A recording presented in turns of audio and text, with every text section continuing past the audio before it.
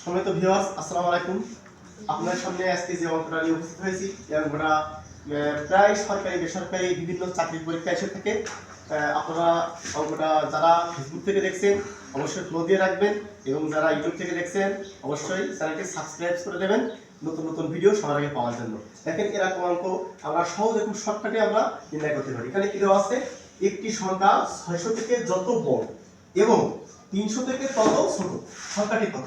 দেখেন, এই ধরনের অঙ্ক আমরা খুব সহজেই আপনারা মুখে মুখে হিসাব করতে পারবেন। দেখেন, আমরা কি করি, এরকম বিভিন্ন অঙ্ক যদি থাকে, জাস্ট এখানে যে সংখ্যাটা আছে এই সংখ্যাটা আছে, এই সংখ্যা দুটো আমরা যোগ করে দেব। তাহলে এখানে 600 যোগ 300 দিয়ে আমরা 2 দিয়ে ভাগ করে দেব। তাহলে 600 আর 300 কত হবে? 900। ভাগ কত? 2। তাহলে 900 কে 2 দিয়ে ভাগ দিলে 450। 450 আমাদের কি আছে? গোয়া থাকে। তাহলে দেখেন, আমরা যদি এখানে আমরা খাতা কলম ইউজ না করি, তাহলে আমরা দেখেন, আমরা যদি 600 আর 300 900 900 এর 2 দিয়ে ভাগ দিই 450, মাত্র 2 থেকে 3 সেকেন্ড আমাদের অঙ্কটা করতে সময় লাগছে।